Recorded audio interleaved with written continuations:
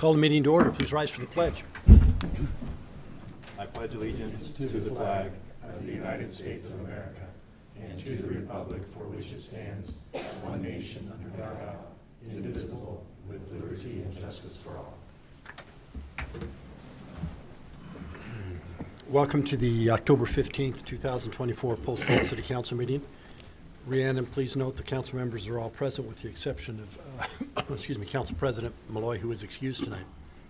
We're going to switch a couple items real quick here because we have someone who's on the consent calendar but has to get to another meeting in Coeur d'Alene. So first thing I'm going to do is we do have one proclamation I'll read. Domestic Violence Awareness Month. Whereas domestic violence is a pervasive and devastating crime that affects individuals and families of all races, backgrounds, and socioeconomic statuses, and its impact extends throughout our community. And whereas domestic violence can take many forms, including physical, emotional, psychological, and financial abuse, and it often goes unnoticed or unreported, leaving victims suffering in silence.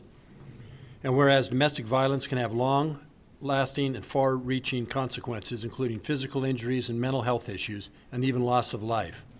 And whereas Domestic Violence Awareness Month provides an opportunity for our community to come together to raise awareness about domestic violence, support survivors, and work towards its prevention. And whereas we recognize the importance of empowering survivors of domestic violence by providing access to resources, support services, legal assistance, and confidential safe shelter options. Whereas domestic violence organizations, advocates, law enforcement, and concerned citizens play a critical role in combating domestic violence and promoting healthy relationships. And whereas our community is committed to taking a stand against domestic violence and working towards creating a safer and more compassionate environment for all residents. Now therefore I, Ronald G. Jacobson, Mayor of the City of Post Falls, Idaho, do hereby proclaim the month of October as Domestic Violence Awareness Month in the City of Post Falls, Idaho, and call upon all residents, businesses, schools, and community organizations to observe this month with appropriate programs, activities, and ceremonies to raise awareness about domestic violence and support those affected by it. Dated today. We're going to skip over the ICRMP presentation for just a moment and get into the consent calendar, but are there any amendments to the agenda tonight? There are none tonight, sir. Are there any declarations of conflicts, ex parte, contacts, or site visits? Would you please present the consent calendar? Item A is minutes from the October 1st, 2024 City Council meeting. Item B is payables from September 24th through October 15th, 2024. Item C is August cash and investments report. Item D is construction improvement agreement with Wild LLC for Corbin Road utility improvements. Item E is agreement for private improvement at Highlands Water Reservoir. And item F is consent for substitution of solid waste owner. Any questions on consent calendar? Seeing none, I'd entertain a motion. I'd move to approve the consent calendar as presented. Second. Motion seconds, further discussion. Roll call, please. Stigliter. Aye. Walker. Aye. Ziegler. Aye. Westland. Aye. Shove. Aye. Motion Motion passes. Thank you. Mr. Damiano, you can get to your next meeting, and we look forward to working with the new company as well. So thanks for your service. Thank you. Now we'll jump back up to ICRMP Executive Director Tom Osborne. Tim. Tim, I'm sorry, Tim. I took my glasses off.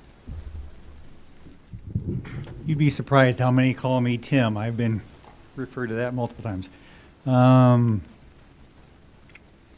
Let me start by saying thank you. Thank you for taking time out of your calendar and agenda to let me come up and present to you.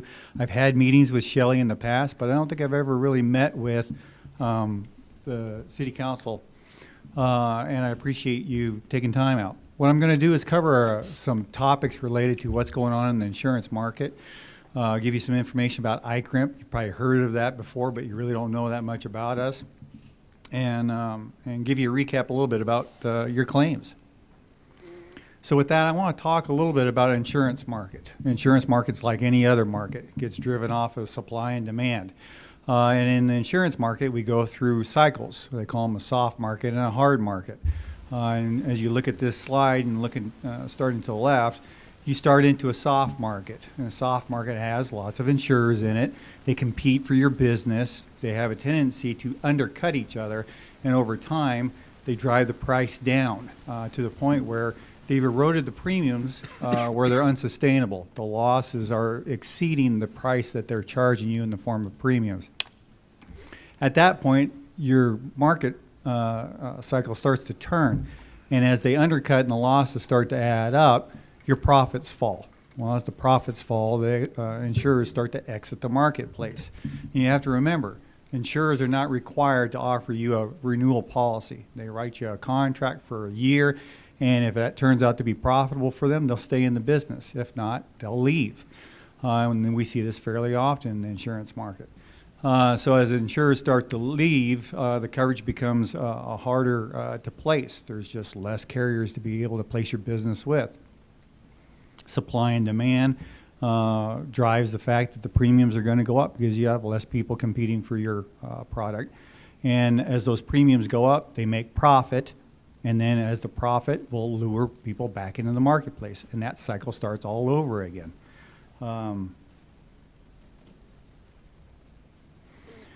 This is a graph back from about the 70s and the 80s, and you can see the two real high marks, the jumps and the increases for premiums at the mid-70s and the mid-80s. And this is what your forebears were really looking at. In fact, the counties were the ones that actually started ICRMP, but I'll get into that in a minute. But public entities throughout the countryside were dealing with substantial increases in the mid-70s. After they got through that cycle, they had it again happen in the 80s. And about that time, the public entities realized, how are we going to deal with these cycles that we're dealing with? The other compounding factor that they had was that in the mid-80s, the markets pulled out of public entity. What you do, the risks that you have as a public entity are very much unlike what they are used to dealing with for regular businesses, okay? They don't deal with law enforcement. They don't deal with some of the things that you supply, water, sewer, the regular services that you have. So you are in a niche insurance marketplace for what you do. And the carriers at that point in time said, we don't understand what we are insuring here, and the risk is too much for us. So they started to pull out. And this is the actual cover for Time magazine back in 1986. They were canceling insurance and pulling out at that point in time. The counties at that point in time realized that if we can't buy insurance or the insurance is too expensive, what are we going to do? Well, if you can't buy insurance, you form your own insurance company. And that's what they did. They pooled their monies together and started ICRMP. Now, ICRMP wasn't the only pool that got started in the mid-80s. Pools popped up all over the countryside. California has hundreds of pools for water districts, sewer districts, cities, schools, counties, so on and so forth. And the vast majority of public entities are in a insurance pool like ICRMP, because of the fact that you get better coverage and better pricing than you do in the commercial marketplace. So, ICRMP was formed in 1985 by the counties. We are both a public entity and a regulated insurer. We live a dual life existence, which is very unique for an insurance pool. A lot of pools are not regulated throughout the countryside. We're regulated by a Department of Insurance, but we're also a public entity and we have to live by those laws also. The benefits of being with ICRMP is you get a stable source of property and casualty insurance. That's our whole goal, is to be able to continue to offer you the coverages from year to year, so you don't have to go through what they've seen in prior markets. You also get control and ownership, and you get specialized coverages and risk management training, and I'll get into that towards the end of this. Some quick stats about this program. We have about 1,000 members. As I've highlighted here, we have 189 cities. There's roughly, as we found out today at the Association of Cities Conference, there's just under 200 cities. So we insure the vast majority of the cities throughout the state. We write about $60 million in written premium. We have $21 billion in property values. I am governed, or this program is governed, and I report to 9 local elected officials. So I have 6 county commissioners, 2 city officials, mayors, and 1 special district representative that I report back to. And we're comprised of about 21 employees. So when it comes to pools, ICRMP is actually a pretty large pool compared to others. A lot of people don't have close to 1,000 members. Smaller pools have 30, 50 members, something like that. So we're pretty good size because we do it all. That's one of the unique things about being in Idaho is being a regulated carrier. It kind of blocks the market for additional pools. So what do we provide?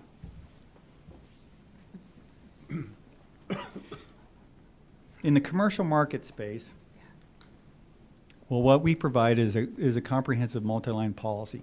So what I've outlined here is a number of different insurance coverages, okay?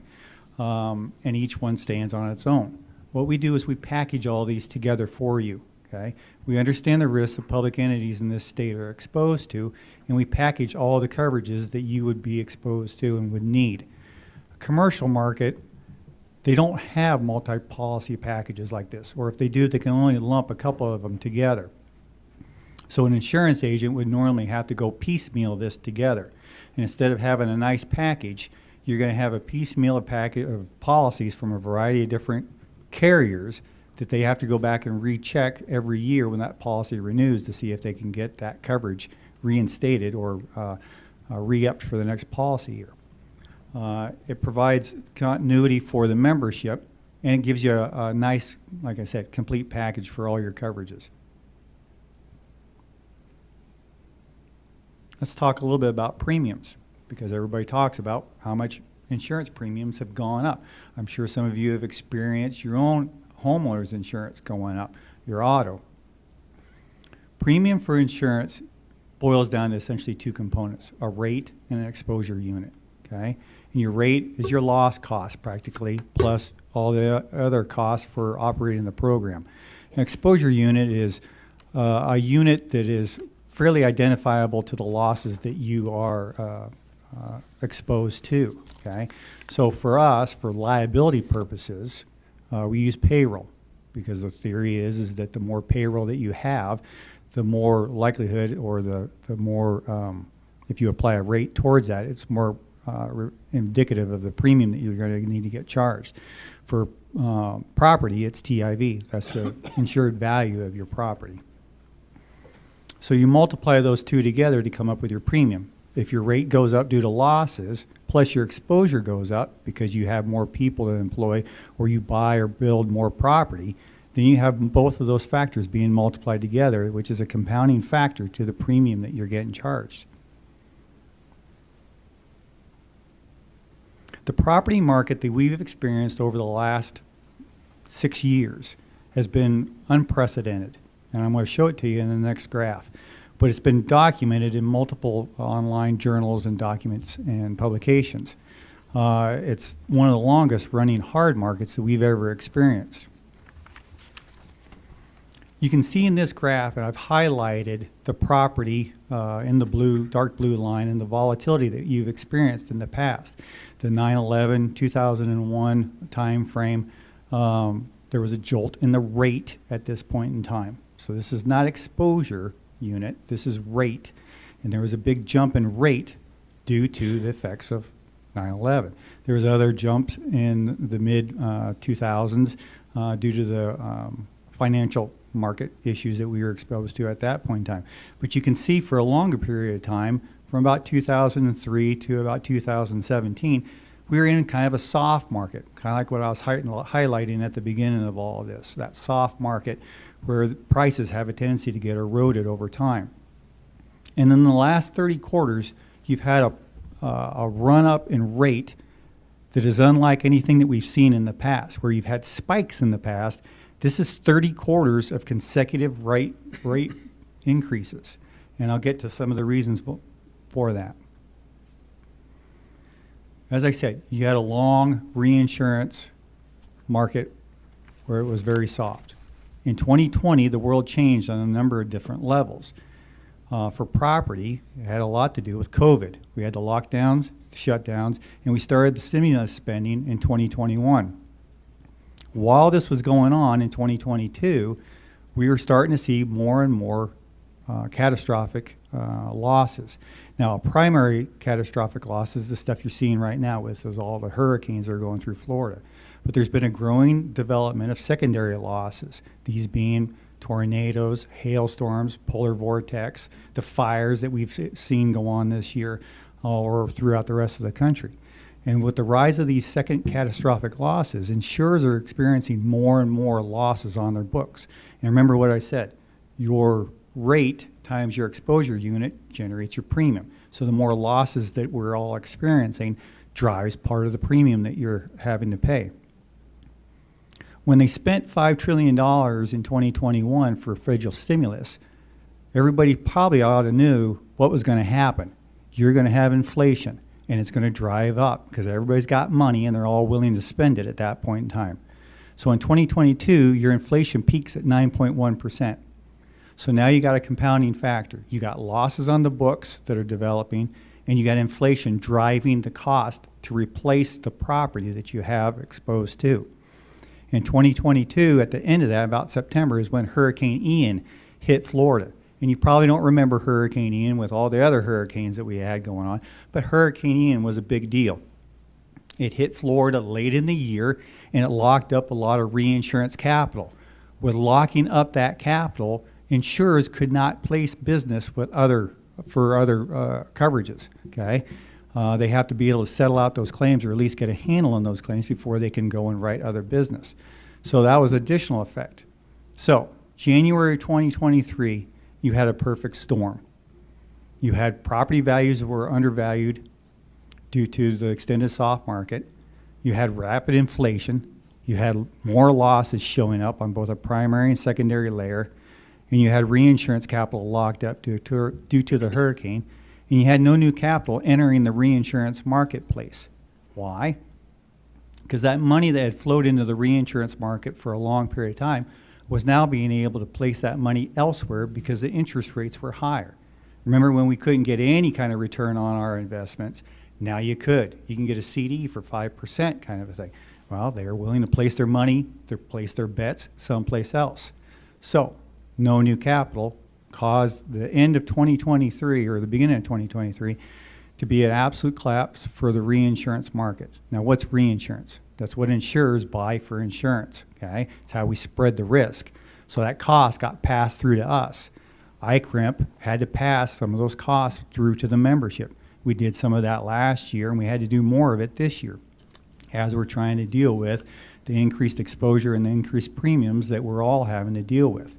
So that's a major driving factor over what public entities are seeing in their premium increases this year. Law enforcement also changed within the last 5 years. Some of you have probably heard about some of these events. In fact, all of you probably should have heard about the death of George Floyd and the dollar amounts related to this. And you may have forgot some of the dollar amounts. But law enforcement is a line of coverage that has absolutely changed. These deaths, these events, I guess I should say, that have happened over the last couple of years have really changed how juries are looking at the dollar amounts related to what they're handing out and what plaintiff counsels are asking for settlement amounts, because these numbers have not been what they were in the past. When you start having what they call nuclear verdicts, which are verdicts over $10 million, and they start to become more and more common, the insurance marketplace has never experienced anything like this. So what happened? You had a series of police misconduct events that were well documented because people have cell phones, obviously, in the video, and there's been the rise of social media being able to put that information out to the internet. It led to a wide variety of other events, the protests, the Black Lives Matter, the negative sentiment towards law enforcement. There was proposed federal legislation for oversight of all your local law enforcement at that point in time. There's proposals for your law enforcement officers to carry their own private insurance, budget cuts. The law enforcement community had a morale issue. They all started to resign, close enough to retirement, hit my rule of 90 and I'm done.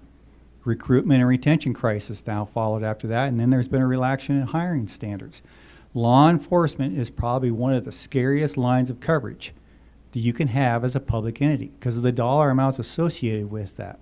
The social inflation that's driving the prices that they're willing to settle these claims at is getting to the point where carriers are pulling out of the market, and that's where it's at. Again, reinsurance is pulled back. It went from approximately, I think, 30 reinsurers down to about 10. And this is a line of coverage that really scares them. Policy changes include reduced limits, increased premiums. They've raised the retentions, and they've put caps on how much they're exposed to. One of the things that we did at ICRMP is bring in Chad Sarmento. He's a former law enforcement officer, and he's our dedicated law enforcement risk manager. He travels the state. He engages on both a county and city level. He does policy reviews. He reviews your procedures, and he also does training. He does an extensive amount of training throughout the state. Training on things that are most likely to get yourself in legal issues. Use of force, de-escalation, mental health, search and seizure, so on and so forth. And I want to commend what you all are doing here at Post Falls, because we've been actively engaged with your chief in a lot of the trainings that we do offer. And risk management is really much a key issue to be able to mitigate the risk in this line of coverage. Employment. EPLI is another line of coverage, and you'll see it's one of the larger lines of coverage compared to the rest of the coverages that we provide you. What is EPLI? It's coverage for wrongful practices, so things like discrimination, harassment, retaliation. This can be an expensive line of coverage. It's a loss leader for most insurers, okay? They don't make money on it. And in fact, most of them lead with a large deductible, because they realize that if the insurer doesn't have any stake in the game, they'll just keep handing you losses. What we've tried to do is be able to part the fact of giving you a deductible, but having you get access out of that. And that's through risk management. Before you take an adverse action on an employee, we ask that you reach out to us and consult with us. We have legal counsel on staff, and I can hire legal counsel for you to give you advice in a very specific line of law, employment practices. And it's one of the few lines where it's not like your other kinds of insurance. You can't really avoid a hailstorm. You can avoid an employment action because you know that that's coming. You know that you're probably going to take action. And how you document and lead up to that event is crucial. For us, we have Carl Erickson. He's an attorney on staff. And we also have Tammy Middleton. She's an HR professional. Both of them can help you in any of the questions that you have and reach out to them. They also do training. So let's take a quick look at City of Post Falls. This is all city losses. So if I isolate just the city losses, and this is your top lines of coverage, okay? Property is a driver, followed by GL, police liability, employment, auto liability. GL, what kind of GL? Well, general liability is property damage and bodily injury, personal injury, okay? A lot of what comes out of the cities is usually your sewer claims, your water claims. Those drive a lot of the costs out of general liability. I'm going to talk, well, this is analysis between Post Falls and all those cities. And so if you look at just those lines of coverage, how does Post Falls match up with, on average, the rest of the cities around the state? You do pretty good in certain aspects, not so much in others. And these claims are over, I think, the last 5 to 8 years that I looked at for you. Your cyber liability, you did get tagged a couple of times. And I know you've had taken steps to improve on that. Cyber liability is a challenging line of coverage, as well as the rest of these. Your employment practices is phenomenal. You don't have any. You really ought to pat yourself on the back because there's a lot to do. In fact, I put a slide up today at the Association of Cities, and it shows the last 2 years of employment claims for cities is really high. For you to have practically none, I'll commend you. GL, you're good. Police liability, again, that's through positive risk management efforts, in my belief. And you do have a lot of risk where you're located at between the state line and Coeur d'Alene with people moving back and forth. Property, you're a little bit high, but you are a northern city and you do have exposures. You know, if we all remember back to the beginning of this year and the polar vortex that came down through, you got to pat yourself on the back that you didn't freeze any pipes. The school pool in Washington, I think they froze pipes to the tune of $24 million. It's expensive. And they got to go talk to their reinsurers about it, re-upping. So, in summary, insurance marketplace is challenging for property and liability. It's going to continue to be challenging. Property will soften, but it's not going to come down in big chunks. Liability for law enforcement is going to stay hard. It's going to continue to be there because of the way that the settlements are going with that, and that's a whole nother story. Employment claims are expensive, emotional, and protracted. They can last easily 5 years, and they can tear the culture of your organization apart. Risk management, please reach out to us. That's one of the benefits of being a member of ICRMP, is being able to get competent, qualified risk management to help you with the claims that you do have to try to mitigate them. And with that, I'll wrap up. Thank you, Tim. Appreciate Thank it. It's good information. Thanks for taking the time. And I tell you, we appreciate the fact that anytime an issue may come up, we reach out to ICRMP to make sure we're on firm footing. You guys have been very good providing us that guidance, legal expertise, et cetera. So that benefits both yourselves and us as the premium payer. So Yep. Thank you very much for everything you do. Thank you. Have a good night.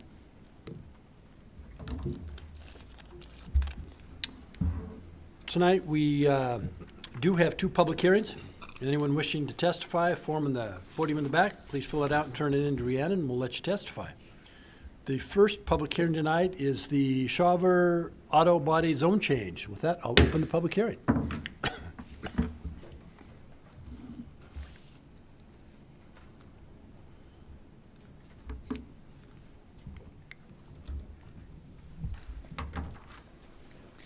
Evening, Mayor Jacobson, council members. Ethan Porter, one of the planners here with the city, presenting the staff side for Shawver Autobody zone change. So, the applicant for this proposal is Tracy Christopherson, and as well as the owner, which actually there was a recent sell, so actually there's a new owner, but she is here tonight to represent as well as the new owner. So the requested actions that they're seeking is approval from you to rezone approximately 1.44 acres of heavy industrial to community commercial services zoning.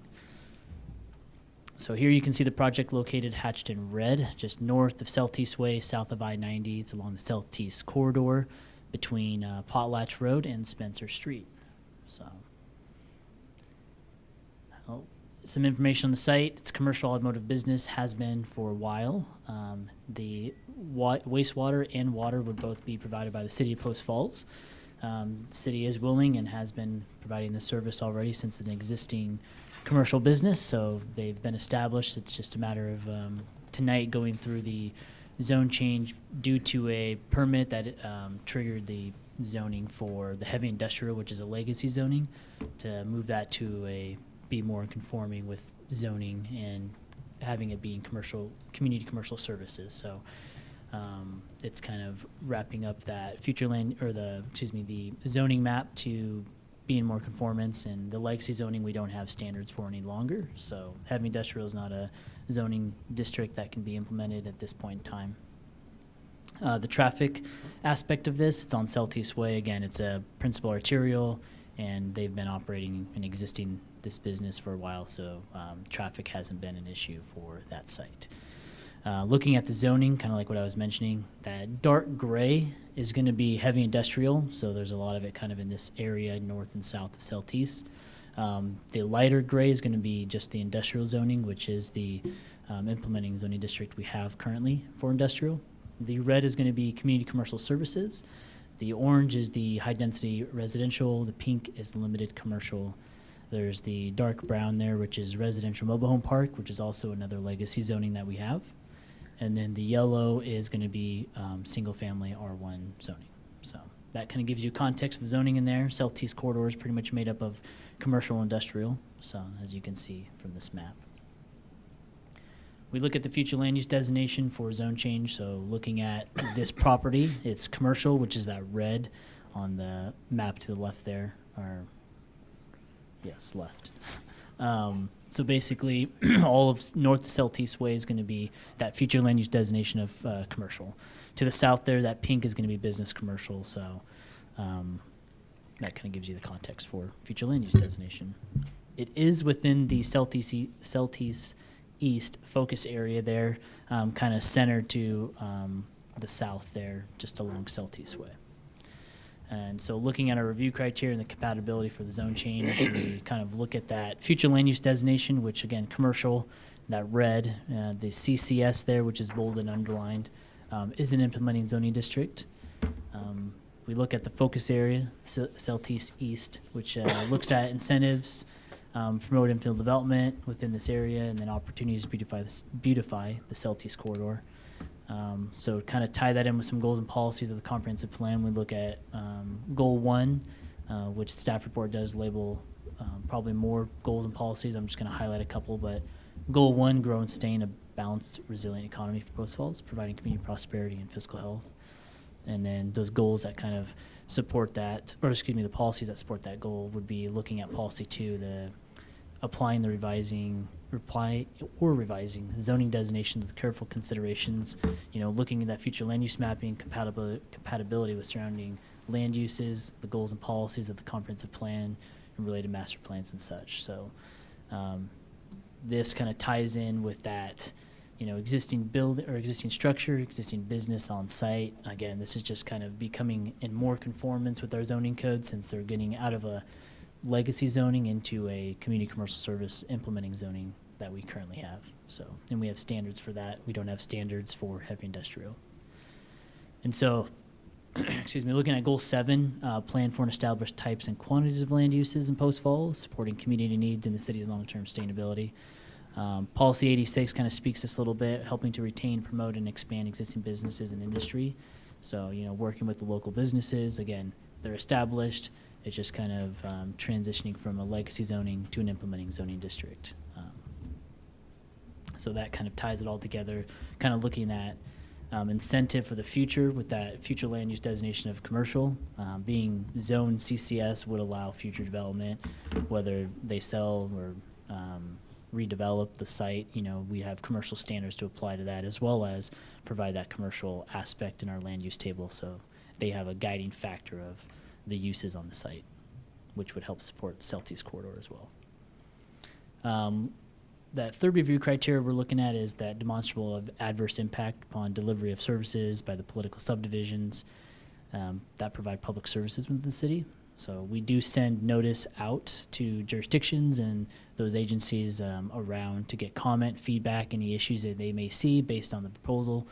Of these agencies, we did receive comments for the Planning and Zoning Commission hearing, as well as City Council. So, there was a Post Falls School District that remains neutral. Kootenai County Fire and Rescue, they'll comment during the permitting process, if there is one. And then Public Agency Comment 3 and 7, the Yellowstone Pipeline Company just continued with their no comment.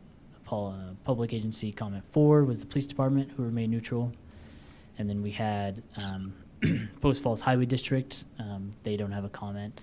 The Department of Environmental Quality did want them to update the quality permit to reflect changes in operations, which I can let the owner speak to that. I believe that was already addressed, and kind of look at that because they had another hearing that they went forward to for special use that they were more highlighting for that DEQ comment. But the Public Agency Comment 8, Bonneville Power Administration, they doesn't touch the right of way, so they really didn't have a comment.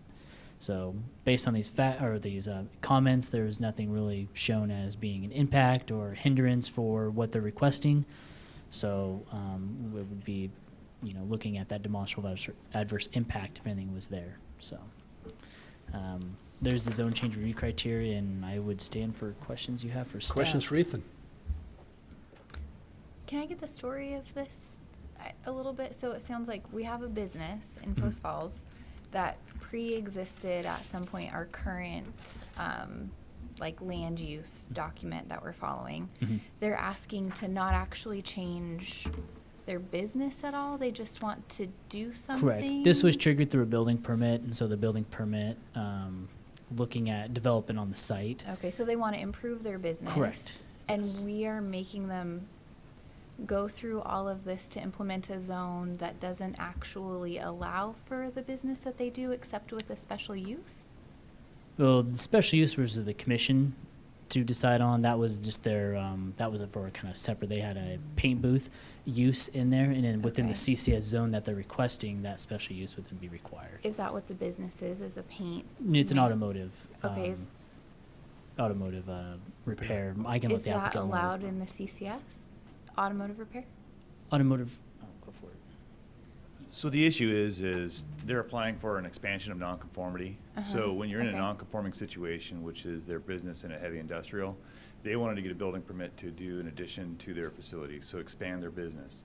So they can't get an addition of nonconformity without getting the zoning correct for the underlying zone. So then that necessitated the request for getting a zone change from heavy industrial to CCS, so then we can issue a permit and have it not be nonconforming. What zone would allow them to continue operating their business without using a special permit, a special use permit? That is a current zone, that's not heavy industrial. Possibly industrial, I don't know if Ethan looked into that. But that's not consistent with our future land use map. Correct. Yeah, the industrial I believe would, but that paint operations would align with the CCS, and the industrial wouldn't permit that. So. Okay, I guess seems like a lot of work when we're trying to be business friendly. They're trying to grow their business, and because they pre-existed something, we're having them go through all of this and then also have to get a special use permit and then be in a zone that doesn't, I mean, we're giving them a zoning that doesn't really seem to even fit their purpose. I mean, on all of these things, it says per focus area, and I know that we do have some latitude as to what we're able to pick for the zoning. Like, I'd like to sort of just give them the zone that is appropriate for their business. So, This is not uncommon with communities. Okay. Maybe have been more heavy industrial-esque in the past, and Mhm. maybe evolving into maybe more of a cleaner commercial type corridor environment. okay, So this is not an odd quantity to be in. Okay. Because we have passed forward to get development, and this just happens to be where this area was, obviously with the heavy industrial. yeah, The Potlatch site, which is heavy industrial, which people eventually probably will look for a zone change for some future development. And so thankfully, we do have path forward. We do have a future land use map that does entertain this possibility. I would agree with you that, ideally, it would be nice if there was a cleaner way through this, but there is a reason for nonconformity. Okay. And there are paths for that, so we do have a path forward with this. okay, And we were able to run this in conjunction, so we ran the special use permit concurrent to help your needs. We're not adding that time with this as well. So if you pass the special use permit, that's contingent upon this decision. okay, Depending on how the outcome, and then that would then conclude that decision as well. okay. So I agree with you on many aspects of this. also. Yeah, all right, thank you. Any other questions of Ethan? Does the applicant wish to speak?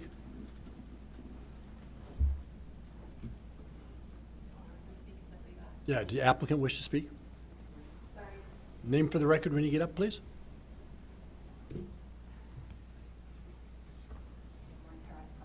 My name is Tracy Christopherson. I'm from Shawver's Autobody and RV, and as you heard, we're not requesting this because this is something we wanted to do.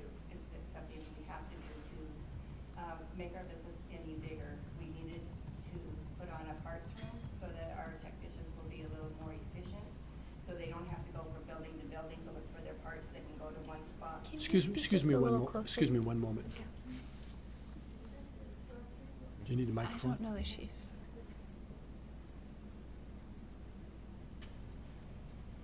Shut off. We want to make sure we can hear you. Yeah, for the record.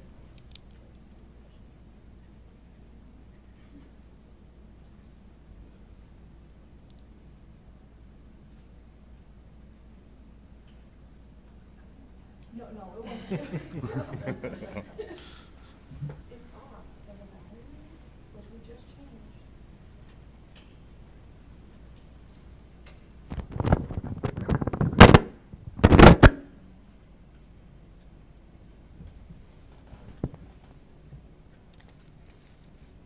Thank you. Sorry for the interruption. Please continue. Okay, so the building that we want to put on is just for a parts room. It's not anything to change anything in our operations of our business. We've been there for 10 years. We employ 14 different people.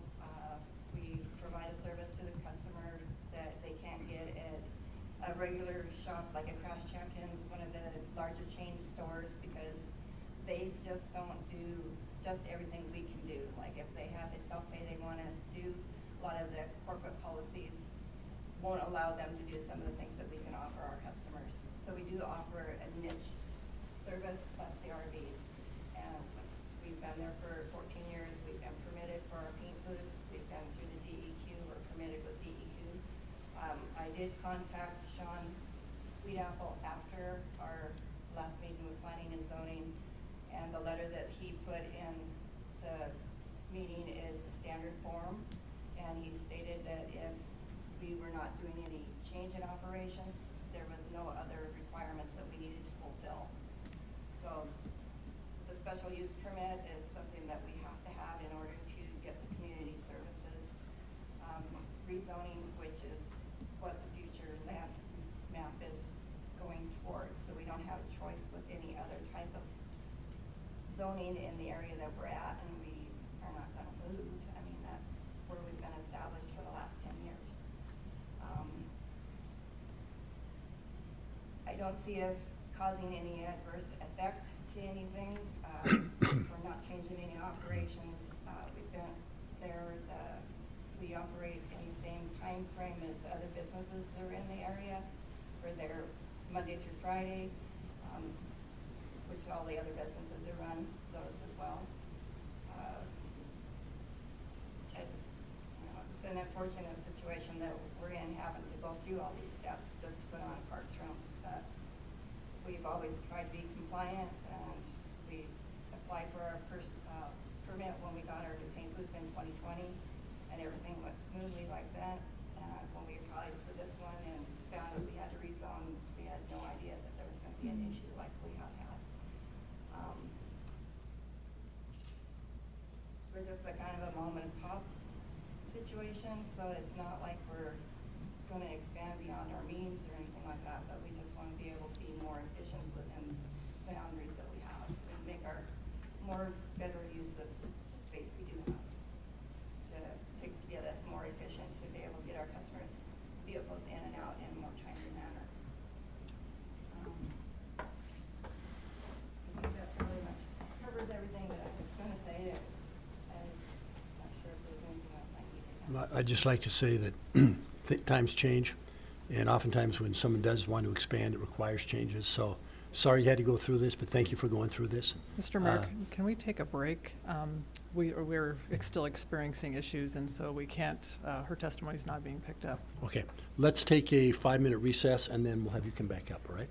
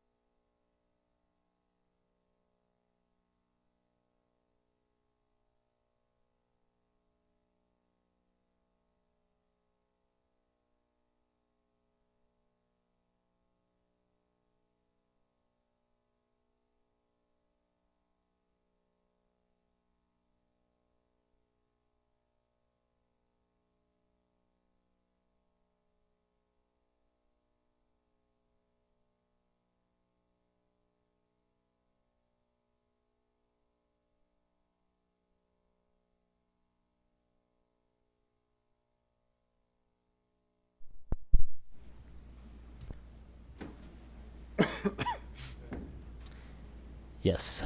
Mic check. Can you hear me? Perfect.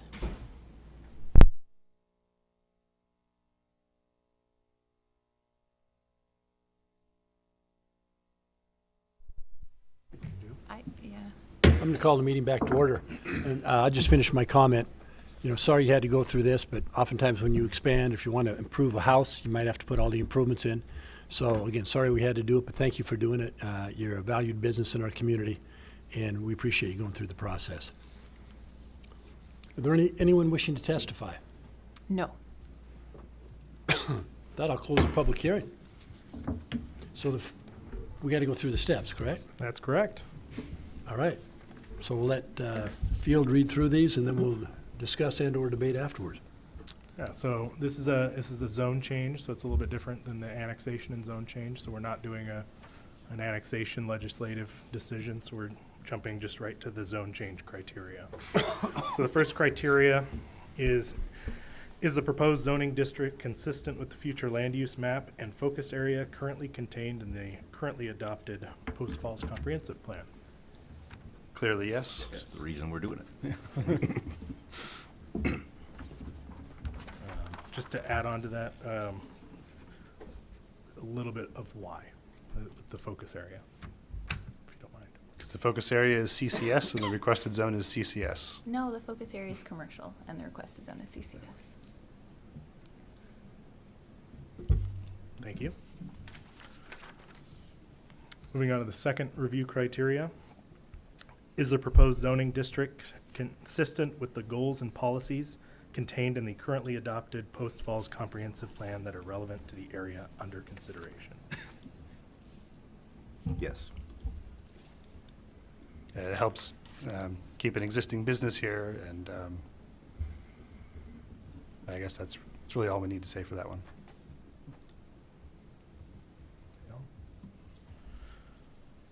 All right, and does the proposed zoning district create a demonstrable adverse impact upon the delivery of services by any political subdivision providing public services within the city?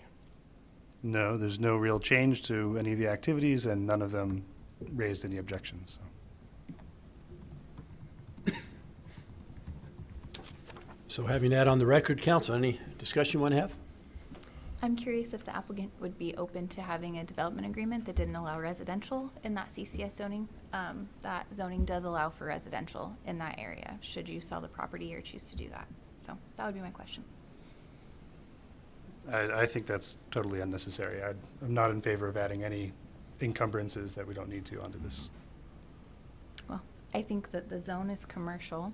They're wanting to only do commercial. The community has often spoken about their concern about adding more residential where we have commercial. So anyway, I just asked the question. You could say no, that's okay. Anyone else feel one way or the other? I don't feel that this is necessary either. I agree. Okay. Kenny? I would be fine either way. I don't see it as necessary. Okay. So let's leave it as is. Any further discussion? Anyone want to float a motion?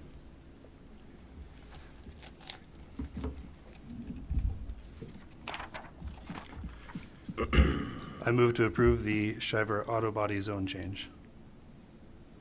Do we have, excuse me, do we have to direct staff to bring back an ordinance on that, or? So this will be a reasoned decision. You'll just the motion to approve. Okay, The good. reasoned decision will come back on the consent. Okay, calendar. I just didn't know if that needed to be included. Thanks, Randy. And did you second, Nathan? Yes. Motion second. Further discussion? Roll call, please. Walker. Aye. Ziegler. Aye. Westland. Aye. Shove. Aye. Stigleader. Thank you for doing business here, and I appreciate what you guys are doing, and I would say aye. Motion passes. Thank you very much. Thanks for taking the time, folks. Next item up on public hearings, I'm going to mispronounce it. I think it's Mongeau. Mongeau, thank you. Mongeau Meadows annexation agreement. That'll open the public hearing.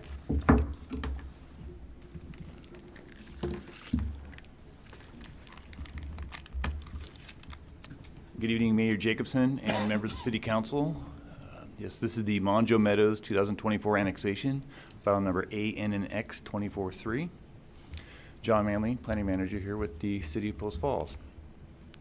So the owner is Wild Horse Investments, LLC, and Ray Kimball with Whipple Engineering is here to represent the applicant and is present this evening.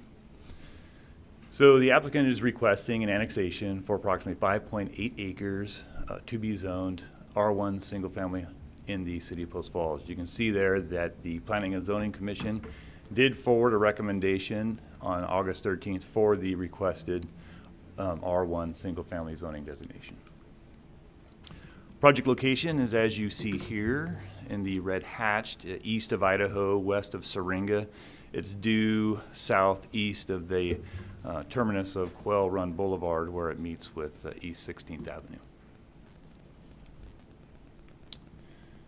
The surrounding zoning you see here is what you see in the city of Post Falls, that bright yellow, that's the single-family R1 zoning district. So the request is to follow suit with what is in the city of Post Falls at this time.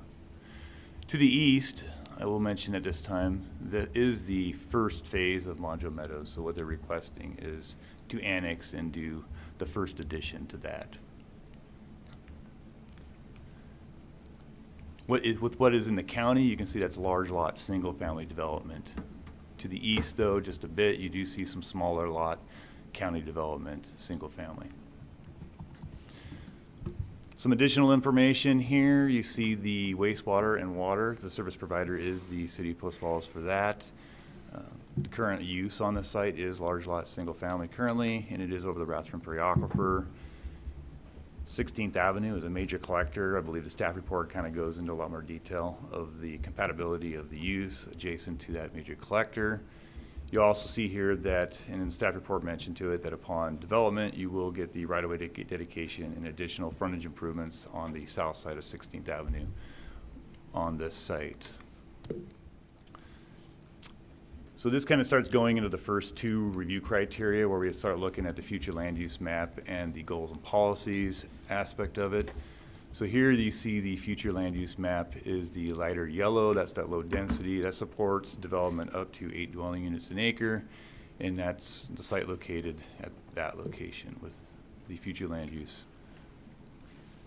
You can also see the site right there. That's the project site. That's within the Central Island focus area. Bringing it all together here, you can kind of see here's the future land use. It's in the Central Island. It does cite promoting some infill development, which the proposal is infill development. One of the goals, goal 12, maintain long-term fiscal health. And how you can kind of do this is looking at compatible, well-designed development and implementing the goals and policies, of which the staff report kind of goes into other ones besides these two slides that are going to be presented. I mentioned the frontage improvements on 16th Avenue kind of ties into one, infill development, but in particular goal 7, where you're looking at the types of quantities of land uses and looking at the long-term needs for the city. One of them is walkability, and you can achieve that through these policies 24 and 26. That's where you get this road connectivity. So to the west, through some other developments, through a road project and a subdivision, you do see the sidewalk along the southern side of East 16th being developed to about right here. Where Mongeau went in before, you see some sidewalk, and in red, that's where upon development you would get that sidewalk. So you do have a couple 2.5 acre lots that upon development, once those get developed, you would then be able to go from this development westerly to Idaho Street, where there's other pedestrian amenities nearby. And it does go south on Idaho, and you have other services nearby that can complement the development of this area. Not that we're reviewing the subdivision, but to going on more on the compatibility with the future land use map. You can see here's the 21 lots. The density that's being proposed is that 3.61, which is under the future land use map of supporting uses of up to 8 dwelling units per acre. So you can see how the intended development is to meet what the future land use map calls out. Once again, here's that location. You can see here the one reason why the Central Island is encouraging infill. It's a kind of fairly large hole within the city of Post Falls, and so through time we do foresee this incrementally decreasing, of which adds additional rooftops closer to medical and other commercial services that are nearby, rather than having those more on the exterior of the city. So yeah, I just went over the 1 and 2, and then we have the third criteria when we're looking at the zone change element of an annexation proposal. Does the proposal create a demonstrable adverse impact on the delivery of services? We notified the following agencies. We did get some responses. School district was neutral. And to note, we have inquired for the dual school district to maybe get an updated letter that came up at P&Z recently. So we will be trying to get a newer one just for your own interest. Kootenai County Fire and Rescue, they would coordinate their interest at the time of development. The pipeline, Phillips 66, they said it had no impact. Police, they remained neutral. DEQ, they cited no environmental impact on the proposal. Highway District had no comment, and ITDD was neutral. Once again, there's the 3 zone change criteria as part of an annexation request. Any questions for me at this Any time? questions, John? See none. The applicant wishes to speak. Name for the record, please.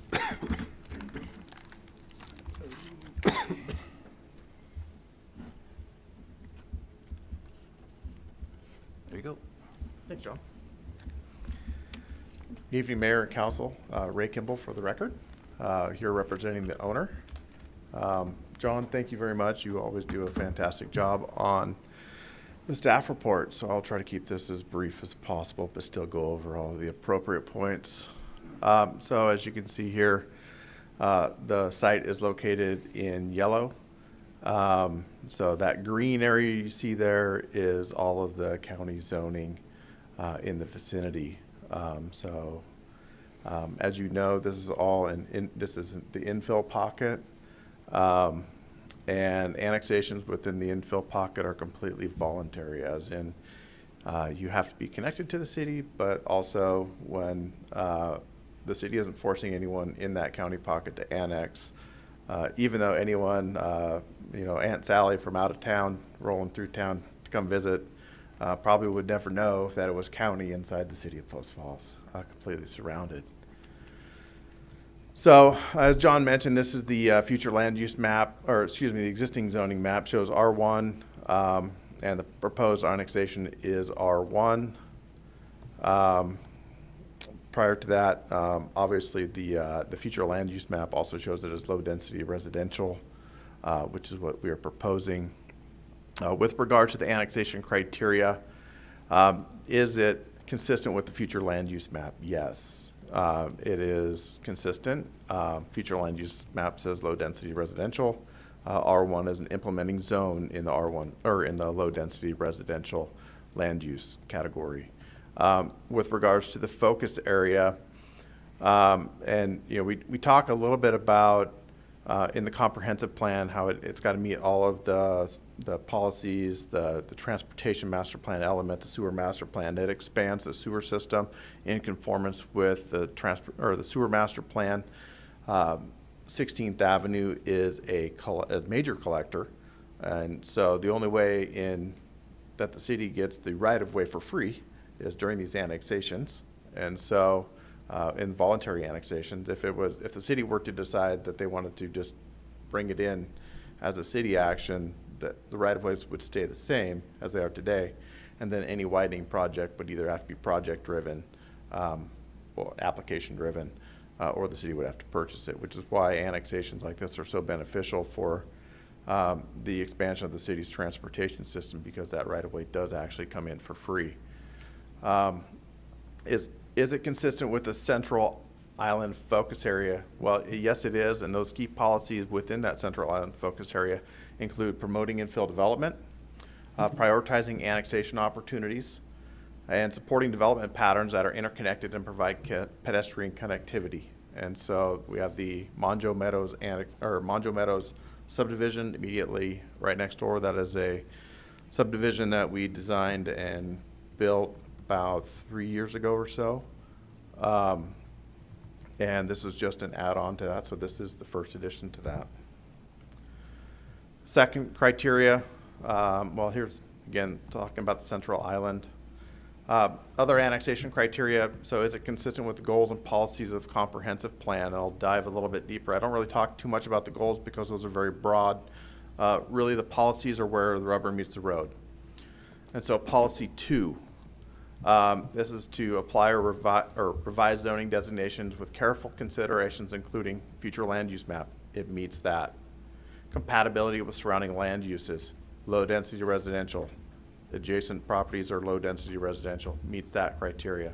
Infrastructure and related service plans, meets the transportation master plan, meets the sewer master plan, expands water and sewer throughout areas that don't currently have it. Existing and future traffic patterns, widens 16th to its eventual complete width as a major collector. Policy 9, encourage annexation of county islands within the city. That's kind of self-explanatory. This is part of an annexation of a partial county island. This is probably one of the oldest county islands in the city of Post Falls. It's been here for a long, long time. And it's slowly getting smaller. So just a little bite after bite. And of course, policy 15, to ensure that adequate land is available for housing needs, to serve residents of all ages, incomes, abilities, and to provide diverse housing types and price levels. Housing prices are still rising slowly, slower than they were before. And that's indicative of a market that still has less supply than demand. And so I know as a city, we're not necessarily the purveyors of market forces. So we don't change and try to manipulate the market forces out there. But if there is something we can do to keep price levels at I don't even want to call it reasonable. I've been here long enough that it doesn't even seem reasonable. But at least where they are, and to keep them from skyrocketing, increasing available land for housing inventory is incredibly important. So it would meet that goal as well, or that policy as well. So policy 27 speaks to working to improve street connectivity in all areas of Post Falls, walkability, and public health and safety. So expanding the transportation network, the sidewalks, expanding the sidewalks is important, and this will do that. Improving street connectivity, the subdivision that John showed will do just that, and it also provides connectivity for any future development in, when and if that should happen.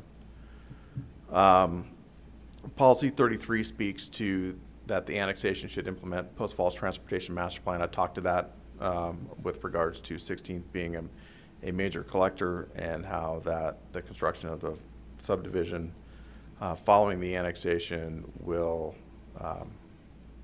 complete that half section to major collector standards.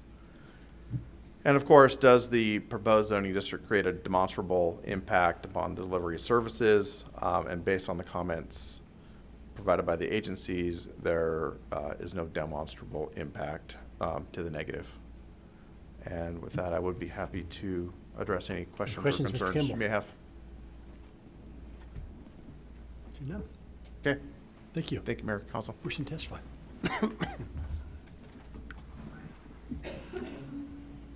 Thank you. We have one person who does wish to speak in favor, James Herman. Mr. Herman, when you come up, give your name for the record, please. Hi, my name is James Herman. I live and am a member of the board of the Quail Run Homeowners Association, which is right across the street on 16th. We are totally in favor of this annexation. We think it'll be a good addition to the community. However, we have one concern. When the previous development was put into the east, 16th Avenue was closed for an interminable amount of time. In fact, I'm estimating it's somewhere around 3 months. Now, we understand that you have to install sewers and utilities and everything, and the street has to be dug up. We have no problem with that. However, there were periods of time, depending who you talk to, between 6 and 8 weeks when the street was closed and absolutely no work whatsoever was being done. In fact, it got to the point where some individual, we don't know who it was, moved the barricades on JAG and on 16th so people could get through. A couple days later, they were closed again, and a day later, they were reopened again. At that point, it got paved, and the work went on. But this interminable amount of time that is closed with absolutely no work being done is not acceptable. And like you mentioned, it is a major collector. We see emergency vehicles going down 16th multiple times a week. So we're talking about lives at stake if emergency vehicles can't get through in a timely manner. So that is really our only concern about it, is the length of closure of 16th Avenue. That's all I have to say. Thanks, Thank sir. you. Appreciate your comments. Mr. Kimball, would you like to address that? Mayor, Council, Ray Kimball again for the record. I appreciate his comments, and those are taken to heart. And should this be annexed and we move forward with the subdivision, we will certainly take that into account and do our best to make sure that street closures are kept to a minimum. I would like to point out, though, that his comments were not necessarily indicative or do not speak to any of the conditions or the criteria for approval. And so we appreciate it. If you have any more questions or any comments, I would be happy to address them at this time. Questions? Thank you. Close the public hearing. The first step would be annexation. Correct. Let John pull it up.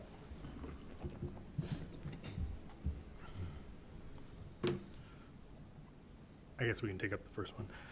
Is annexation of the property in the best interest of the city? I would say yes. We're getting in some of the county island and having the opportunity to get the frontage improvements and sidewalk extensions in, and that supports a lot of what we're trying to do here. We would be able to consider road closures on this question, wouldn't we, if we I'm wanted sorry. to? I'm sorry. Oh, I'm sorry. Like if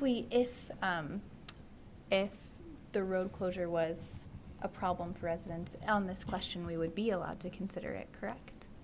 You're certainly, it's Yeah, a 'cause legislative it's not- decision. yeah. It's, Okay. you're I allowed to just wanted consider to whatever. make sure that was clear. And then may I ask a question of Mr. Paulus about roads on this question? So, Excuse me one sec. I'm Do we sorry. need to get through and then come back with questions on this one?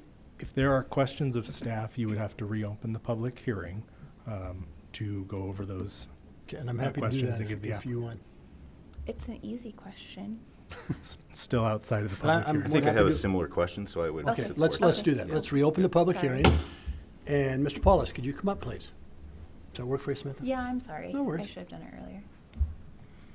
Where is given this area, where are we able to cross 16th as a pedestrian in that area? I guess my question really is, would this be a good opportunity perhaps to put a nice crosswalk in there to get into between these developments, or we're talking about pedestrian connectivity and 16th being a major collector, and I didn't think that I saw any crosswalks there.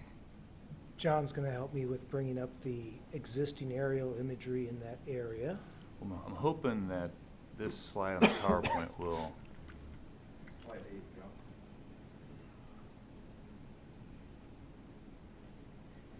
I don't know if that'll help or a different one. Shoot.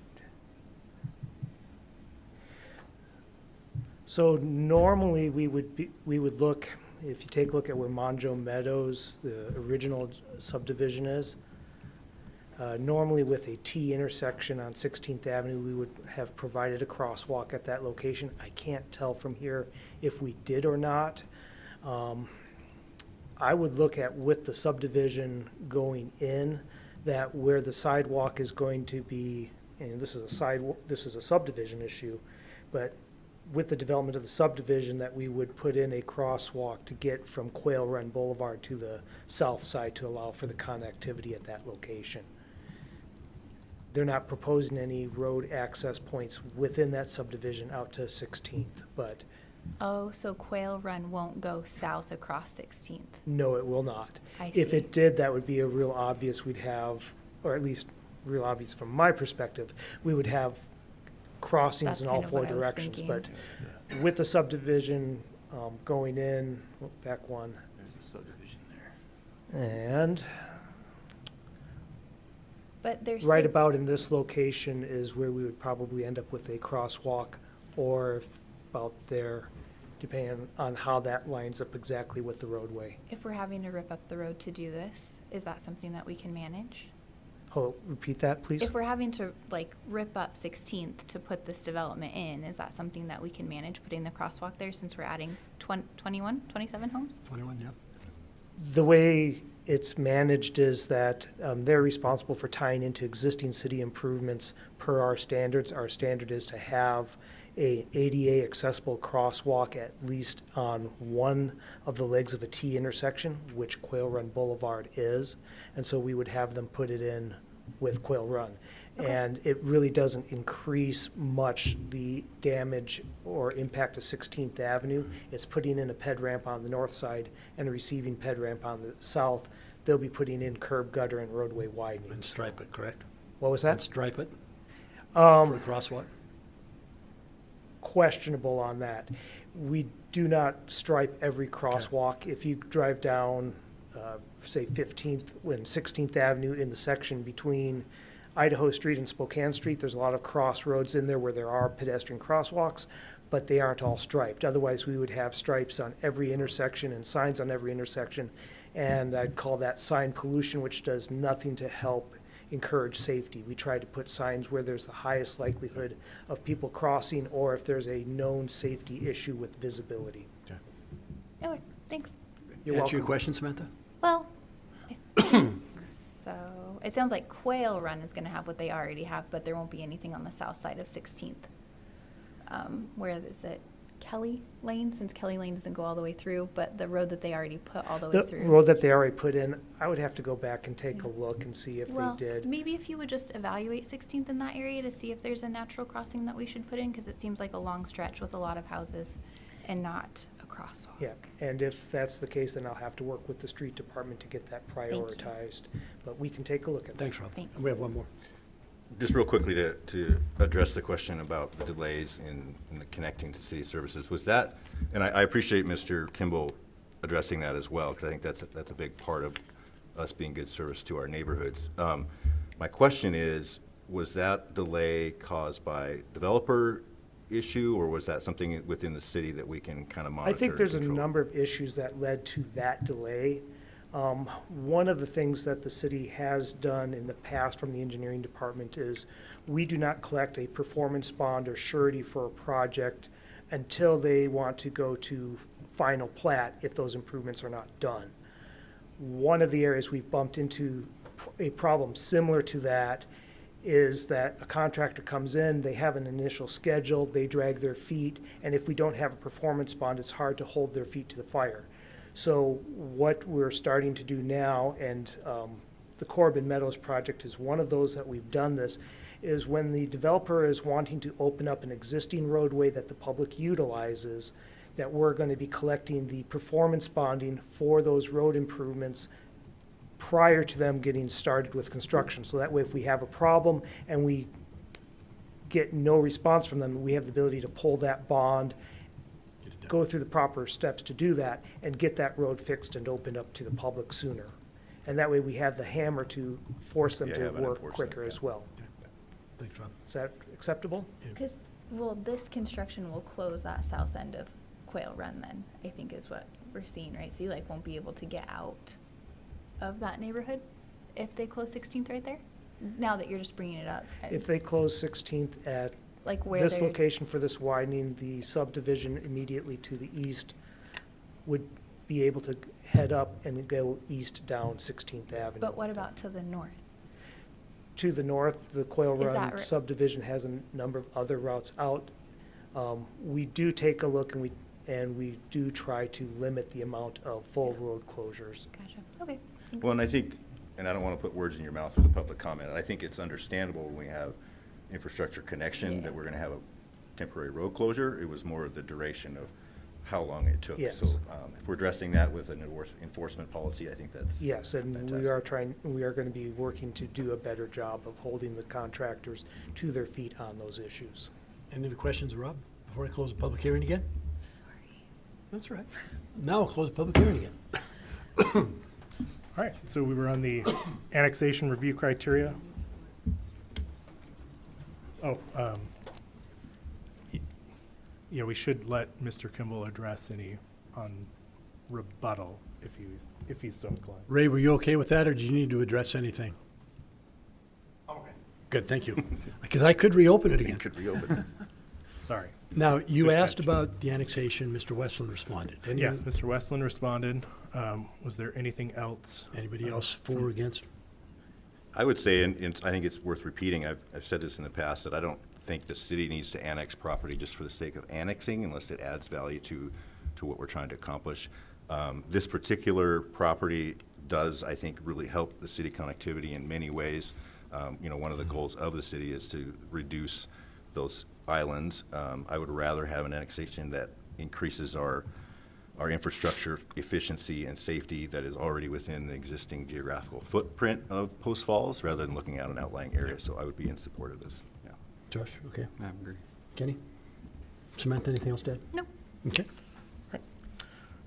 For the, switching to the quasi-judicial part, for the review criteria, is the proposed zoning district consistent with the future land use map and focus area contained in the currently adopted Post Falls Comprehensive Plan?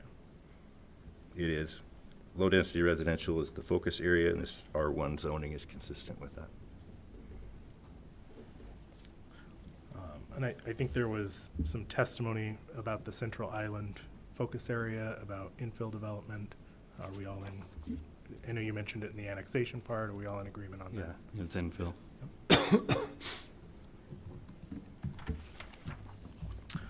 Right. Is the proposed zoning district consistent with the goals and policies contained in the currently adopted Post Falls Comprehensive Plan for the area relevant to consideration? Yes, it helps fill in a county pocket, and it gives us more pedestrian connectivity alongside a major collector street.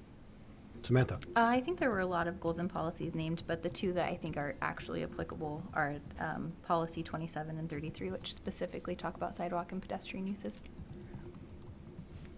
Okay. No. Right. And finally, does the proposed zoning district create a demonstrable adverse impact on the delivery of services by any political subdivision providing public services within the city? There were none. All right. Council? Further discussion? How would you like to act? Can I just say that I appreciate having the plot come forward? Is that an okay time to say this? When we, I appreciate that we could see the subdivision when something's being proposed. To actually see what is being proposed is helpful in making these decisions and being able to think through these, I think, critically. So thank you. I would move to approve Mongeau Meadows annexation and annexation agreement file number ANNX 24-3. Second. Motion second. Further discussion? Roll call, please. Ziegler. Aye. Westland. Aye. Shove. Aye. Stigleader. Aye. Walker. Aye. Motion passes. Thank you. Next item up is new business. Unfinished business, returning ordinance. We have none. Followed by new business. Tonight we have none. Next item is citizens' issues, and this section of the agenda is reserved for citizens wishing to address the council regarding city-related issues that are not on the agenda. Anyone wishing to testify? Seeing none. Administrative staff reports. Excuse me. We do have one. Impact fee study. Phase 1 update.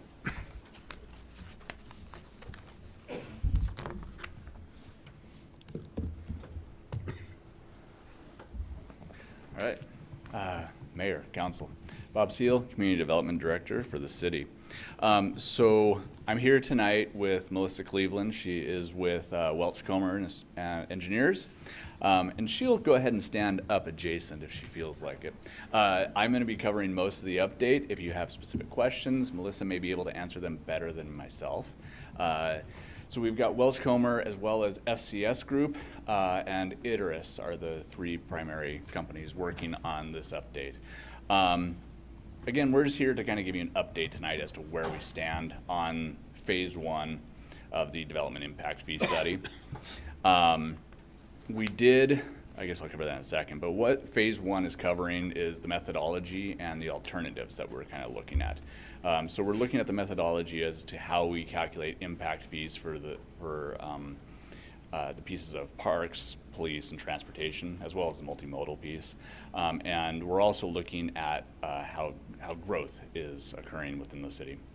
The alternatives that are being considered as we move through this process are looking at the idea of zones. We have, so we're looking at a downtown type of district as well as a citywide district. We're looking at scaling, potentially looking at the scaling of residential fees for the sizes of houses, looking at non-residential fees for how they might affect police and or parks department.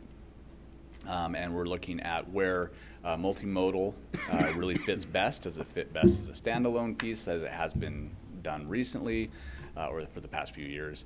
Or does it fit better within a parks and or streets department?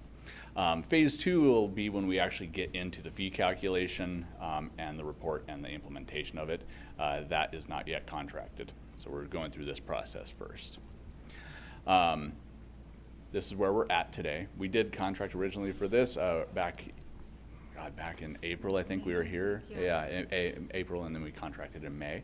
So we've been working behind the scenes, gathering a lot of information in order to get where we are.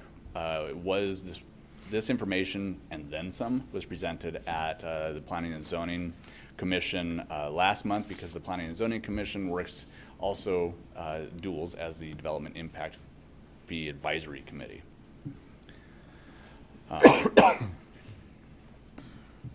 So generally speaking, what we're looking at is how many improvements are needing to be made to the city in order to handle any growth that comes forward. So we've got lots of lists. We've got CIPs as well as plan-based level of service, and then we look at so we come up with that big giant number, and then we look at the growth and we divide those and we come up with the fees to help them pay for themselves. And at the same time, we're also going to, when we do new calculations, we'll be subtracting out the existing money that we have already collected towards these projects. So that helps to create the end fee. So as I noted, we've been looking at job growth, or growth in general. And so we start by looking at, well, where are we at in 2020? And where are we going? And we're trying to look 10 years out from when we actually implement this plan. So 10 years out from there will be 2035. So we're looking at two different aspects of it. We're looking at the actual population, plus we're looking at the employment base. And we've been working with KMPO to make sure that everybody's numbers essentially are copacetic. We don't want to be working from different numbers on different plans. So part of this too is ITERIS is also working on the city's transportation plan right now. So they've been utilizing the data that we're helping them calculate and come up with on that plan as well. A big part of that was looking at the employees and looking at employment growth within the city and trying to make sure that those numbers are in alignment. So today, as I mentioned, we do collect impact fees. The existing impact fee methodology is kind of a little different for each category. Parks is more or less kind of on a level of service type of calculation, similar to public safety a bit. There is, while there is some CIP considerations for public safety, it's mostly been focused on projected population and vehicle trips. Streets is mostly plan-based. We have a CIP related to the transportation master plan. And then multimodal has been more or less also related kind of level of service type of basis. Some of the stuff that we're trying to figure out within this is we're considering more of a CIP-based plan for parks and for public safety, maybe then more so than it has been. Same with the multimodal piece of it. We're trying to ultimately find the most accurate and defensible route to calculate these fees. Some of the questions that have come up that we're working to address is, there may be users that are more than just residents that are using these services, such as parks. Do employees that come to the city also utilize the parks or the multimodal paths? Currently, we don't take that necessarily into consideration. Also considering land uses based for the non-residential, kind of trying to sort out, where police calls are being made. So we do have my GIS department is working with the police department to determine where are some of these calls for service coming from, making sure that we're calculating appropriately, the weight of residential versus non-residential in terms of the police and public safety end of it. And then kind of looking at the multimodal, that kind of ties into that part with the parks that I noted with employment using those. So I mentioned that already. So as I kind of noted, if you look here, this is our current schedule for the fees. And right now, we don't have any parks impact fees for the non-residential uses. So we're trying to look at that and see where non-residential may have an impact on our parks.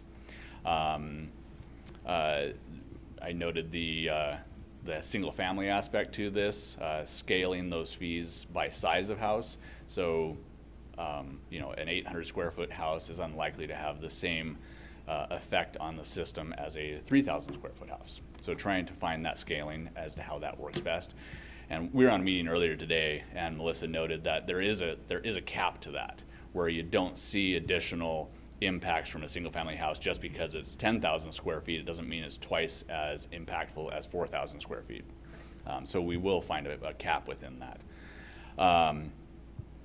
And additionally, we're kind of looking at, are these the correct type of land uses to assign fees to? John noted in the meeting that we were in earlier today too, that we might have other uses that would be coming into the city as we grow that we had not considered. The idea being an entertainment center, or like an entertainment venue, or even something. What was he talking about? A sports field. How do those? How impactful are those on the city? So those are things that we don't currently have categorized in here, and we would have to determine a special fee for those, would they come in right now. So we may be taking this a better look at this list and seeing how we can better categorize it, maybe combine some, maybe separate, add even more categories, but we'll see how that turns out. Again, this is a study aspect to it right now, and just kind of seeing where we're going and what the best route is for that. And as I also noted previously, is we may be just looking to wrap that multimodal fee into transportation or into parks, depending upon what is most applicable to it. So the key factors that we're looking at right now and trying to sort out with parks, we happen to have 7,800 people who work in the city but live outside the city. I'll acknowledge, I live outside the city, and I use the trail, and I use the parks on occasion. Lunch happens to provide me with the opportunity to do that. So it's just that type of situation. And additionally, you can look at hotels. They often will bring in people that want to utilize the parks, and that's a good thing about them. So it is looking at what is the impact on these, and does that make sense to start charging a fee for those types of uses. When we look at parks impact fees, it's pretty obvious. When you get a new park, when you have growth, you might develop a new park with facilities and improvements. That kind of would serve all new growth, potentially. Then there's the expansion of existing parks. Now we want to look at what that expansion of existing park is and try and find that best calculation, that because some of that is due to growth. Some of it may not be. It may just be used due to the existing population. So we've got to consider what the growth share is for each of these projects. So that's part of this calculation process.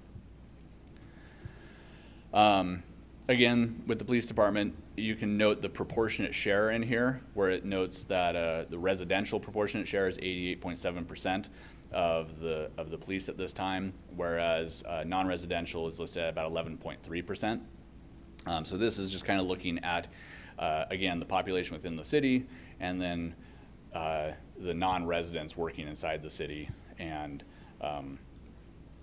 how all this kind of gets sorted out. But one of the things that I noted previously is that we're looking into the call levels and where those are located at. And that was something that came up P&Z. So that's one of the data points that we are digging into to see how this may affect it, depending upon how that Go ahead, yeah, please.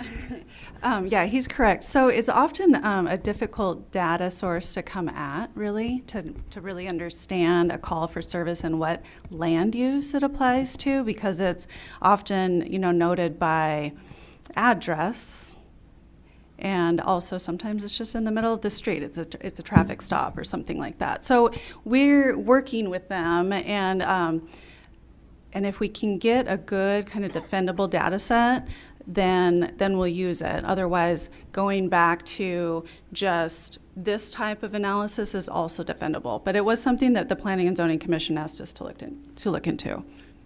Thank you. Yeah. Where we're at with the transportation piece, the big part of the transportation part is we are waiting to finish the transportation plan. The master plan is underway, and we hope to have that finished by sometime in the spring, I believe, is where we're at with that. Maybe. Fingers crossed. And again, as I noted, trying to, currently we are separating streets, and the multimodal fees are completely separate. They happen to have buckets of money, but trying to tie them together might be a better use or a better way to do the calculations. And planning and zoning was questioning if workers actually use the multimodal facilities. I kind of noted that, as in, I noted, I live here, I use it, but planning and zoning was questioning as to whether or not it's enough to calculate out. 7,800 people that come into the city every day, how much are they actually using the multimodal trails or the bike lanes or everything that falls under that. And then, of course, we're also trying to completely sort out, again, what is growth share of each of these projects, and how much of those improvements are related to growth, or how much of it is due to existing population base. Just want to be able to provide you with an example. This is essentially the city center or downtown district boundary that we are looking at for the consideration. The remainder of the city would be under one fee umbrella, and the downtown district would potentially have a different fee calculation. Most likely, it would really only affect the streets impact fee, and potentially the parks impact fee. We're still kind of considering that, and we'll have to look into it in more detail. Don't really see the likelihood of the public safety being affected by it, so it would still reside under the same fee structure. And I mean, the hope with having this fee zone be separate is that the fees would be lower in this zone and encourage that infill kind of development in your city core. So if we end up in phase 2 running the fees and that's not the case, then it's not something. It's just a consideration. It's not something you'd have to adopt. Yeah, that was the hope. My hopes are kind of subsiding a little bit as we go through this, but I'm still hopeful that we might be able to see a reduced fee in the downtown area. And we took it up to the north side of 16th Avenue. This is looking at kind of that older downtown lot and block area, and we felt that it was comfortable. Staff looked at this and determined the boundary based on the lot and block, and also looking at the TAS zones. The TAS is the traffic analysis zones. And so, and wait, did we look at, that was how we broke it down. Yeah. Yep. Sorry. Making sure I'm right. So that we could. In the regional demand model. In the regional demand Yeah. model, yes. Yep. Just making sure that we didn't have any overlapping, so that we weren't trying to determine, we were using half the TAS zone versus the full TAS zone. So we winded up with the TAS zones for that purpose. Next steps. We're working to finish the employment data and adjusting the regional demand model. And actually, since you're more intimate with what's next, I'm going to let Melissa talk about what's next. Yeah, sure. I think that we are finished with the employment data and the TAS adjustments. I think we just need one more coordination meeting with the city staff to make sure everyone's on the same page. It's just a really important step to get right. And then we need to finalize trip growth from the model, and that is mostly for the only for the transportation part of it. So that's breaking out the PM peak hour trips that come from the city center and the rest of the city, and then looking at that growth. And then if we need to, after we meet with planning and zoning again, we'll revise growth estimates and level of service estimates, though I think we're very close on those as well. And then in November, we're planning on meeting with the Planning and Zoning Commission again to go into more detail on the police, parks, and transportation methodology. We gave them kind of a high level last time, and so we'll dig in a little deeper. And then in December, we're planning on digging into the other considerations, which are scaling the residential fees by the single-family residential fees by square footage, looking into the non-residential park fees, so seeing if that's still a consideration that we want to carry forward, and then also working in a simple way to escalate the fees annually, which I think you already do, but just making sure that that methodology is solid. Any questions for tonight? It's good information. Personally, I would be wholeheartedly in support of a zone. You get someone that goes in, and I can say this from personal experience, where we eliminated a house that had all sorts of nefarious activities going on, as well as feral cats, and cleaned it up, and we ended up paying the impact fees on 3 homes, which adds a ton. So we're done, but I think that if you're looking to redevelop, regentrify some of the areas downtown, I would wholeheartedly support a zone like that where it would be reduced under those circumstances. So that's good information. It's a lot to digest, and I'm sure you'll come back with more. So, any other comments? Is every city in Post Falls Idaho has impact fees? Yes, or most of them? They're allowed to. They're allowed to. And most of them, and most of the ones that are growing do. Seems amazingly complex. Is there not already like established methodologies that? We do. Well, we have some methodologies that we are currently using, and this is a slight deviation from some of those methodologies, trying to find essentially the most defensible and best route to make those determinations and calculations. And don't get me wrong, ours are defensible and solid right now, but we're just trying to find out if there's a better way. But we don't ever look at other cities. That's what I'm asking. Oh, we do. Oh, okay. Absolutely. Yeah, and FCS Group is the consultant on our team that does the financial side of this, and they do, impact fees all over Idaho and just all over the country as well. Okay. So they, are very familiar with the different types of ways that you can kind of slice up the pie and be defensible. And some work better for certain cities and some work better for others. Gotcha. Samantha, we had discussion with the county on impact fees, and what the county first proposed, none of the cities liked, and had serious concerns with all of them. And I think we're down to 1 impact fee now, the jail, Yes. that they're looking at, but they started out with about 4 or 5. So others do it. They may not do it the way we do it, and our legal advisor said what they're providing we can't support, or what they're requesting we can't support. We don't think it's defensible. So we've got good standards in, but I don't know if there's a golden standard either. So. Gotcha. Thanks. Yeah, my understanding is state law basically says do it in some way that's fair and reasonable, and then kind of leaves it up to us to determine that, right? Yep. I'm very excited about the zones for the same reasons that the mayor mentioned. Obviously, any infrastructure that you measure by linear feet, it's more expensive to provide service the further out you are. And so having some of that reflected in the fees that we charge will be fantastic. I'm also very eager to see what we come up with for the scaling, because I think we've made a lot of progress towards building starter homes with the tiny home ordinance and the cottage home ordinance. And then kind of the last piece is making sure that we're not disincentivizing starter homes with the way we charge impact fees. So these are all very exciting updates. Thank you.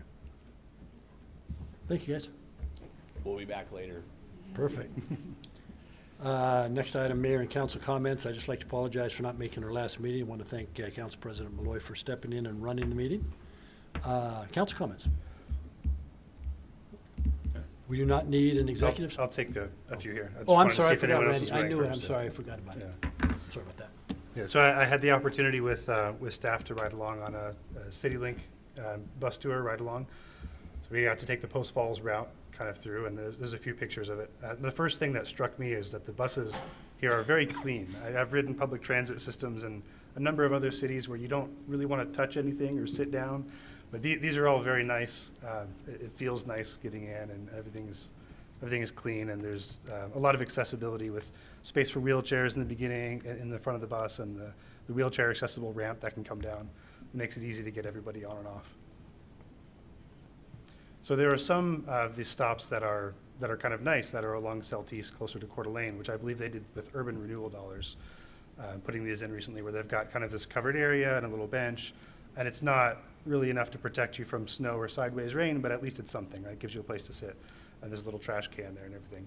And then we have some that are just, the bus stop is the swale at the side of the road. There's no sidewalk, there's no way to get there.